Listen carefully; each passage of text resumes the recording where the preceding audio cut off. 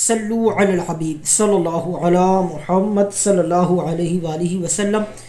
آئیے آج ہم سنتے ہیں غصہ شیطان کا بڑا ہتھیار ہے۔ اس حوالے سے پیارے اسلامی بھائیوں، یہ بات ضرور یاد رکھیے کہ غصے کا بے جا اظہار اور غصے میں اپنے آپ سے باہر ہو جانا وہ خطرناک بیماری ہے جو ہمیں انسانیت کے درجے سے بھی گرا دیتی ہے۔ یہ شیطان کا بہت بڑا وار ہے، اور شیطان تو ہے ہی ہمارا دشمن۔ وہ تو چاہتا ہی یہی ہے کہ ہم کبھی بھی منصب خلافت کے اہل نہ بنیں۔ ہماری اور شیطان کی آپسی دشمنی کی اصل بنیاد ہی یہی ہے۔ اللہ پاک نے حضرت آدم علیہ السلام کو خلیفہ بنایا تھا، فرشتوں کو حکم دیا تھا کہ حضرت آدم علیہ السلام کو سجدہ کرو۔ اسی بات پر تو شیطان کو حسد ہوا تھا، اس نے تکبر کیا تھا۔ اس لیے شیطان ہمیں اس عظیم الشان منصب سے دور رکھنے کے لیے بہت سارے جال ڈالتا ہے، اور اس کے ان جالوں میں سے ایک بڑا جال غصہ بھی ہے۔ حضرت وہب بن منبی رحمۃ اللہ تعالی علیہ بیان فرماتے ہیں، بنی اسرائیل میں ایک نیک بزرگ تھے، آپ عبادت میں مصروف تھے۔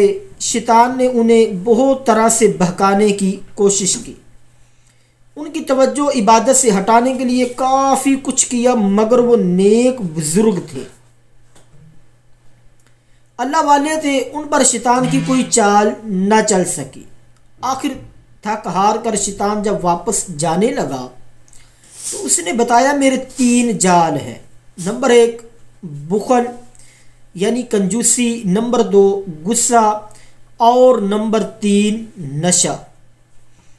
اپنے تینوں جالوں کی وضاحت کرتے ہوئے بولا، جب کسی پر بخل کا جال پھینکتا ہوں تو وہ مال کے جال میں الجھ کر رہ جاتا ہے، اس کا یہ ذہن بناتا رہتا ہوں کہ تیرے پاس بہت کم مال ہے۔ اس طرح وہ بخل میں مبتلا ہو کر حقوق واجبہ یعنی زکوٰۃ وغیرہ میں بھی خرچ کرنے سے محروم رہتا ہے، اور دوسرے لوگوں کے مال کی طرف بھی مائل ہو جاتا ہے، اور یوں مال کے جال میں پھنس کر نیکیوں سے دور ہو کر گناہوں کے دل میں اتر جاتا ہے۔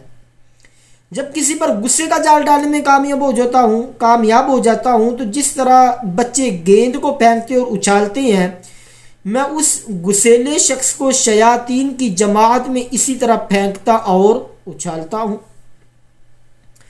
غصیلا شخص علم و عمل کے کتنے ہی بڑے مرتبے پر فائز ہو، خواہ اپنی دعاؤں سے مردے تک زندہ کر سکتا ہو، میں اس سے مایوس نہیں ہوتا۔ مجھے امید ہوتی ہے کہ کبھی نہ کبھی وہ غصے میں بے قابو ہو کر کوئی ایسا جملہ بک دے گا جس سے اس کی آخرت تباہ ہو جائے گی۔ رہا نشہ، تو میرے اس جال کا شکار یعنی کسی نشے میں دھت انسان کو تو میں بکری کی طرح کان پکڑ کر جس برائی کی طرف چاہوں لیے پھرتا ہوں۔ اللہ اکبر۔